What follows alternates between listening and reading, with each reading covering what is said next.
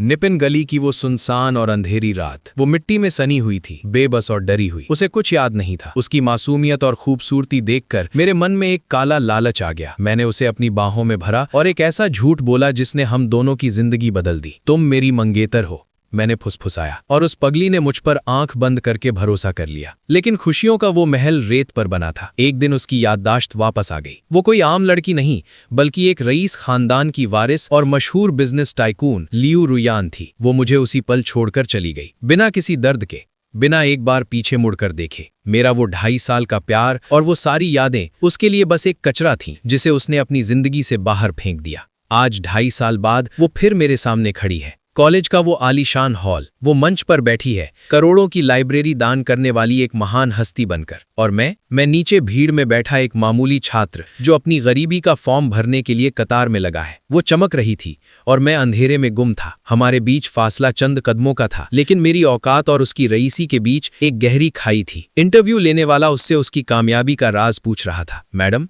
आपने शिक्षा में निवेश करने का क्यों सोचा? लियू रुयान खामोश हो गई। उसकी आंखों में एक पल के लिए वही पुराना दर्द झलका जो उसने उस गांव में बिताया था। मेरे दोस्त उसे नेशनल क्रश कह रहे थे, उसके गायब होने के किस्से सुना रहे थे। सुना है वो नॉर्थ वेस्ट के किसी गांव में मिली थी। एक दोस्त ने मेरी तरफ देखकर पूछा, चेनजे, तुम भी तो वहीं के हो, क्या तुमने कुछ सुना था? मेरा गला सूख गया। मैंने झूठ बोल दिया कि मुझे कुछ नहीं पता। मेरा दिल सीने को चीर कर बाहर आने को बेताब था। मैं बस वहां से भाग जाना चाहता था, इससे पहले कि मेरी आंखों के आंसू मेरा राज खोल दें। मैं सिर झुकाकर अंधेरे की तरफ कदम बढ़ा ही रहा था कि अचानक एक बर्फीले और रेशमी हाथ ने मेरी कलाई मजबूती से पकड़ ली। वही खुशबू जिसने कभी मेरा घर महकाया था। मेरा दम घुटने लगा। उसने मेरी आंखों में गहराई से देखते हुए वो शब्द कहे जिसने मेरे पैरों तले से जमीन खिसका दी। मेरे प्यारे मंगेतर, क्या मेरी तरह तुम भी अपनी याददाश्त खो चुके हो? उस मध्यम रोशनी ने मेरे चेहरे की घबराहट को छुपा लिया था। 3 साल पहले लियू रुयान सिर्फ उत्तर पश्चिम में ही नहीं थी, वो मेरे घर में थी। हम 1 साल से भी ज्यादा वक्त तक साथ रहे थे। हम इतने करीब थे कि एक ही बिस्तर पर मेरी बाहों में वो सोया करती थी। पर ये राज अब हमेशा के लिए मेरे दिल की गहराइयों में दफन रहेंगे। इंटरव्यू खत्म होने वाला था। सवालों का सिलसिला शुरू हुआ। अचानक एक लड़के ने हाथ उठाया।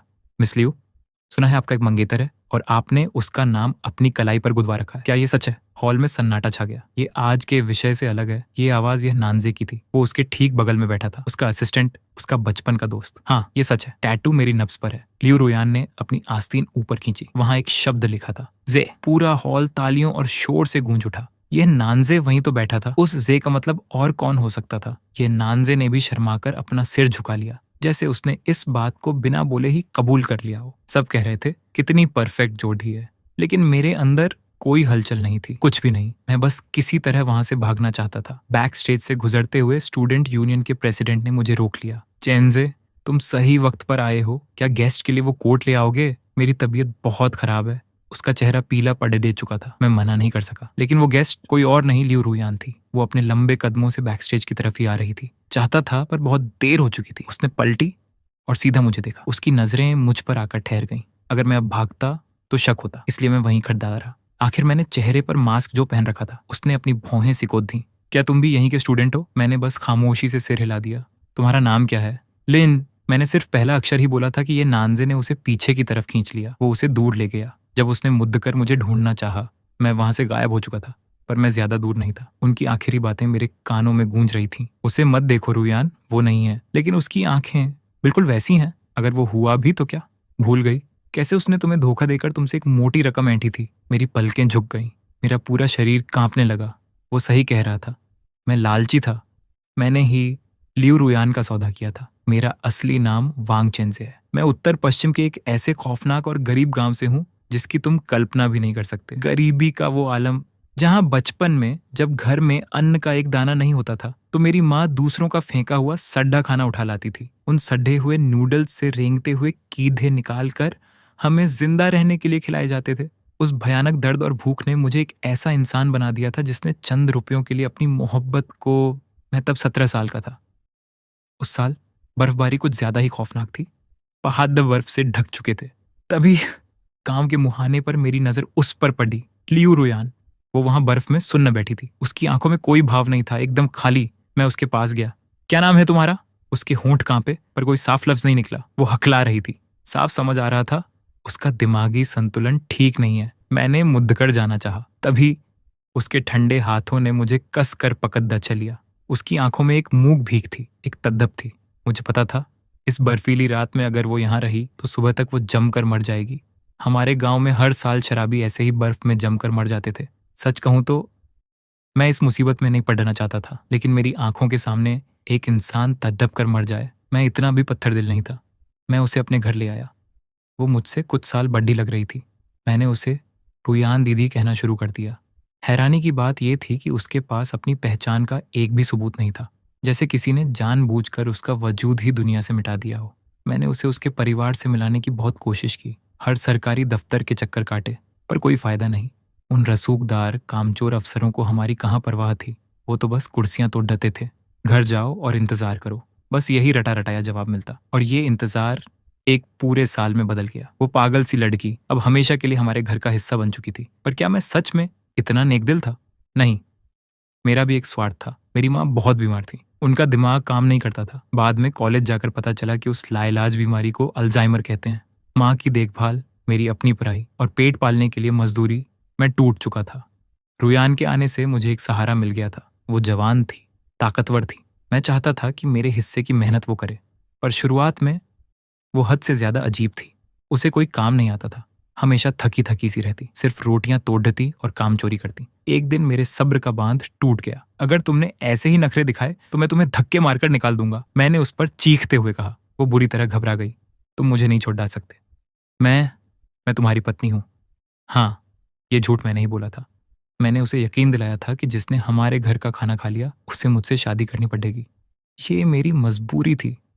वो इतनी बेइंतहा खूबसूरत थी कि गांव के दलालों और आदमियों की गिद्ध जैसी नजरें उस पर गड्डी रहती थीं। हमारे यहाँ गरीबों में कम उम्र में सगाई होना आम बात है। उन दरिंदों को दूर रखने के लिए मुझे ये ड्रामा करना पड़ता था। जब मैंने उसे निकालने की धमकी दी तो उस खूबसूरत पत्थर जैसे चेहरे पर एक अजीब सा खौफ तैर गया। वो मेरी तरफ सहमी हुई नजरों से देख रही थी, बेबस और लाचार। उस दिन के बाद वो बदल गई। उसने जी तोड़ मेहनत करना शुरू कर दिया। अब वो मेरे लिए बोझ नहीं थी, लेकिन वक्त के साथ उसके अंदर कुछ ऐसा दिखने लगा जो एक आम इंसान में कभी नहीं होता, कुछ बहुत ही अजीब और खौफनाक। एक दिन मैं कुछ लड़कों के बीच फंस गया। वो मुझे बेदर्दी से पीट रहे थे, मेरी बेबसी पर भद्दे ठहाके लगा रहे थे। और तभी मेरे सामने लियो रुयान का एक ऐसा चेहरा सामने आया जिसने मेरे रोंगटे खद्दे कर दिए। लियो रुयान स्कूल के गेट पर मेरा इंतजार कर रही थी। जैसे ही उसने मुझे उन लड़कों के बीच घेरा देखा, वह बिजली की तरह झपटी। उसने एक लड़के को जमीन पर दे मारा। वह जिस बेरहमी से वार कर रही थी उसे देखकर रूह कांप जाए। उसकी हर चोट जानलेवा थी। वह कोई लड़की नहीं बल्कि एक घायल जंगली जानवर लग रही थी जिसे रोकना नामुमकिन था। उस पल वह मुझे बिल्कुल अजनबी लगी। डर के मारे मैंने उसका हाथ कसकर पकड़ लिया और चिल्लाया, रुयान दीदी, बस करो और मत मारो। मेरे छूते ही वह ठिठक गई। उसका वह खौफनाक रूप पल भर में गायब हो गया। जे अगर तुम कहते हो तो अब नहीं मारूंगी। उस लड़के के शरीर पर नीले निशान पड़ चुके थे। उसके घर वाले हर्जाना मांगने आ पहुंचे। गरीबी की मार झेल रहे हमारे घर पर जैसे दुखों का पहाड़ टूट पड़ा। उस रात रुयान को अपनी गलती का एहसास था। वह कमरे के कोने में दुबक कर बैठी थी। जब मैं उसे समझाने गया तो देखा उसका चेहरा आंसुओं से भीगा हुआ था। मुझे माफ कर दो जेजे, मुझसे गलती हो गई। अब कभी परेशानी खड़ी नहीं करूंगी। बस बस तुम मुझे छोड़ना मत। वह किसी छोटे मासूम बच्चे की तरह बिलख रही थी। मेरा दिल पसीज गया। मैंने उसे सहलाते हुए कहा, ठीक है, पर अब से तुम्हें बात माननी होगी। मुझे सिर्फ बात मानने वाली पत्नी ही पसंद है। अगले दिन वह अचानक कहीं से पैसों का ढेर लेकर आई। उसने अपनी घड़ी बेच दी थी, वही कीमती घड़ी जो उसे मिलते वक्त उसके हाथ में थी। मैं घबरा गया। तुमने ये क्या किया? इसी घड़ी के सहारे तो हम तुम्हारे परिवार को ढूंढ सकते थे। वह खिली खिली मुस्कान के साथ बोली, तुम ही मेरा परिवार हो। मुझे कहीं नहीं जाना, मुझे बस तुम्हारे साथ रहना है। मुझे यकीन था कि उस नादान को किसी ने ठग लिया है। उस घड़ी की कीमत उन पैसों से कहीं ज्यादा रही होगी, पर उसे परवाह नहीं थी। वह अब बहुत सीधी बन गई थी। पर गांव में अजीब बातें होने लगीं। जिस लड़के ने मुझे पीटा था उसके साथ हादसे होने लगे। कभी उसकी साइकिल का टायर फट जाता, कभी वह नदी में गिर जाता, तो कभी उसके खाने में कीड़े निकलते। क्या ये सब वाकई इत्तेफाक था? मैं रुयान को देखता और वह मुझे देखकर बस मुस्कुरा देती। अब समझ आता है कि उसने सुराग देना तभी शुरू कर दिया था। उसने मेरी इंग्लिश की गलतियां सुधारी। जब मैंने पूछा कि क्या उसे इंग्लिश आती है तो वह चौंक गई। पता नहीं, क्या मुझे आती है? उसकी याददाश्त जा चुकी थी, पर उसकी काबिलियत अभी भी उसके खून में थी। मेरी माँ ने तब मुझसे कहा था, रुयान ज़रूर किसी बड़े शहर के रईस खानदान से है। मैंने उत्साह में कहा कि मैं भी एक दिन बड़े शहर जाऊंगा, पर माँ की आंखों में डर था। उन्हें पता था कि अगर वह शहर की हुई तो हमारे बीच की खाई हमें कभी मिलने नहीं देगी। किस्मत का खेल देखिए। जिस दिन मेरा आखिरी एग्जाम खत्म हुआ, मूसलाधार बारिश होने लगी। हमारा पुराना घर टपकने लगा। बिस्तर गीला हो चुका था, इसलिए मुझे और रुयान को जमीन पर एक साथ लेटना पड़ा। हम इतने करीब थे कि उसकी हर सांस मेरे चेहरे पर महसूस हो रही थी। नींद नहीं आ रही? उसने धीरे से पूछा। अगर मेरा सिलेक्शन नहीं हुआ तो? ऐसा नहीं होगा। शहर के छात्र बहुत तेज होते हैं रुयान। मैं शायद उनके सामने कुछ भी नहीं। झेजे को कहाँ जाना है? बीजिंग। मुझे अपनी राजधानी देखनी है। हंसना मत, पर हर गांव के बच्चे का सपना होता है लाल किला देखना। रुयान की आवाज अचानक बहुत गंभीर और दृढ़ हो गई। ठीक है, फिर हम बीजिंग चलेंगे। माँ को भी साथ ले जाएंगे। और अगर मैं फेल हो गया तो? मैंने डरते हुए पूछा। तो मैं तुम्हें ले जाऊंगी। मैं तुम्हें अपनी दुनिया में ले जाऊंगी। उसकी बातों ने मेरे दिल पर गहरा असर किया। 18 साल की उस उम्र में मुझे पहली बार महसूस हुआ कि मोहब्बत क्या होती है। मैंने उसे बाहों में भर लिया। वह पल भर के लिए ठिठकी, फिर उसने भी मुझे कसकर गले लगा लिया। उस रात मैं इतना खुश था कि देख ही नहीं पाया कि रुयान अब पागल नहीं रही थी। अंधेरे में उसकी आंखें किसी शिकारी की तरह चमक रही थीं, और उसकी बातों में वह भोलापन नहीं, बल्कि एक गहरा राज छुपा था। उसकी आंखों में अब वो भोलापन नहीं था, बल्कि एक तेज तीखी चमक थी, जैसे कोई शिकारी अपने शिकार को देख रहा हो। यादों का सिलसिला टूटा और मैं हकीकत में लौट आया। हाथ में कोट लिए मैं बैक स्टेज पर टहल रहा था। लियो रुयान मेहमानों के कमरे में किसी पर बुरी तरह चिल्ला रही थी। मुझे समझ नहीं आया कि क्या हुआ, लेकिन वह बहुत गुस्से में थी। मैंने दरवाजे की झिड़ी से अंदर झांका, और जो देखा उसने मेरे रोंगटे खड़े कर दिए। लियो रुयान अपनी ऊंची हील से जमीन पर गिरे एक शख्स की उंगलियों को बेरहमी से कुचल रही थी। उसकी आवाज पत्थर जैसी ठंडी थी। घटिया इंसान! मैं सुनने रह गया। क्या ये वही रुयान है? क्या ये वही लड़की है जिसने मेरे पीछे चलते हुए वादा किया था कि वह उम्र भर मेरे साथ रहेगी?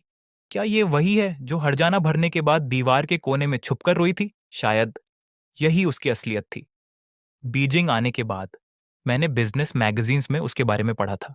वह मुझसे 8 साल बड़ी है और लियू ग्रुप की दूसरी बेटी है। भले ही वह एक नाजायज संतान थी, लेकिन उसकी ताकत और रुतबा आसमान छू रहा था। 30 साल की भी नहीं हुई और उसकी बेरहमी के किस्से मशहूर थे। 1 साल पहले उसने अपनी ही सगी बहन को पागलखाने भिजवा दिया ताकि वह इकलौती वारिस बन सके। शब्दों में उसकी क्रूरता को समझना मुश्किल था, पर आज अपनी आंखों से देख लिया। वह जानी पहचानी होकर भी बिल्कुल अजनबी थी। मैंने सोचा कि कोट दरवाजे पर ही छोड़कर भाग जाऊं, पर तभी दरवाजा खुल गया। बाहर कौन है? लियू रुयान बाहर आई। उसका चेहरा भावहीन था। मुझे एक सिहरन महसूस हुई। मैंने खुद को संभाला। मैंने मास्क पहन रखा था और अपनी टोपी को नीचे झुका लिया था। मुझे यकीन था कि वह मुझे नहीं पहचान पाएगी। मैंने अपनी आवाज बदलकर कहा, ये सर का को। अभी मेरी बात पूरी भी नहीं हुई थी कि पीछे से एक छात्र चिल्लाया, चेंजे, तुम अभी तक हॉस्टल नहीं गए? मेरा नाम सुनते ही लियू रुयान की फुर्ती बदल गई। उसने झपट्टा मारकर मेरी कलाई पकड़ ली। उसकी पकड़ लोहे जैसी मजबूत थी। तुम्हारा नाम क्या है? वह मेरी आंखों में सीधे झांक रही थी। मैं खामोश रहा तो उसने मेरा मास्क उतारने के लिए हाथ बढ़ाया। ठीक उसी पल मुझे अपना बचाव दिख गया। चेंजे, तुम आ गए। मैंने जोर से एक और लड़के को आवाज दी। लियो रुयान ने अचानक मेरा हाथ छोड़ दिया। वह कभी मुझे देखती तो कभी उस लड़के को। मैंने मौका देखकर कोट वहीं फेंका और अपने दोस्त के साथ वहां से निकल भागा। थिएटर से बाहर आने के बाद ही मेरी जान में जान आई। उस लड़के ने मुझसे पूछा, चेंजे, लियू रुयान तुमसे क्या कह रही थी? माहौल बहुत अजीब लग रहा था। अजीब? माहौल अजीब नहीं था। वह तो मुझे जिंदा निगल जाना चाहती थी, और उसकी वजह थी मेरे 18वें साल की वो गर्मियां। जिस दिन मेरा रिजल्ट आया, गांव में एक अनजान शख्स आया, ये नांजय। उसने दावा किया कि वह रुयान का दोस्त है और उसे लेने आया है। मेरी माँ की बात सच निकली। रुयान सिर्फ बड़े शहर से नहीं थी, वह अरबपति थी। उसकी बहन ने उसे मारने की साजिश रची थी। वह बच तो गई, पर याददाश्त खो बैठी। शुरुआत में मैंने यह नांजे को मेहमान समझा, पर जब मुझे पता चला कि उसके नाम में भी जय आता है, तो मेरे पैरों तले जमीन खिसक गई। गांव में सब मुझे वांग बुलाते थे। सिर्फ रुयान ही थी जो मुझे झेजे कहती थी। मेरे दिमाग में एक जहरीला सवाल कौंधा। क्या वो जब भी मुझे झेजे बुलाती थी, तो वो असल में किसी और को याद कर रही थी? क्या उसकी वो सारी मोहब्बत वो सारी वफादारी सिर्फ एक गलत फहमी थी। ये नांजे को देखो, सूट बूट में चमकता हुआ, कामयाब और अमीर। वह और लियू रुयान एक ही दुनिया के थे। और मैं तो बस एक मोहरा था। लेकिन कहानी यहाँ खत्म नहीं होती। जब यह नानजे उसे ले जाने लगा तो रुयान ने मेरी तरफ मुड़कर देखा और एक ऐसी बात कही जिसने सब कुछ तहस नहस कर दिया। उस चमकते हुए ये नांजे के सामने मेरी फटी हुई पैंट और घुटनों पर लगे पैच एक भद्दे मजाक की तरह लग रहे थे। पर मेरा दिल हार मानने को तैयार नहीं था। जब वो रुयान को ले जाने लगा तो मैंने अपनी कांपती आवाज को बटोर कर पूछा, क्या तुम अपनी मर्जी से जा रही हो? यह नांजे ने अपनी बाहें सिकोड़ी और मुझे हिकारत भरी नजरों से देखा। बेशक, वो अरबों की संपत्ति की वारिस है। क्या तुम वाकई चाहते हो कि वो यहां तुम्हारे साथ इस गरीबी में अपनी जिंदगी सड़ा दे? नहीं, मुझे उससे मिलना है। मुझे उसी के मुंह से सुनना है। मैं चिल्लाया। ठीक है, अगर तुम्हें अपनी बेइज्जती करानी ही है तो सुनो। उसने कमरे का दरवाजा थोड़ा सा खोला। अंदर से आवाज आई, नांजे, अच्छा हुआ तुम सही वक्त पर आ गए, वरना ये लोग मुझे ठग ही लेते। वो आवाज वो आवाज रुयान की ही थी, वही लहजा, वही सुर।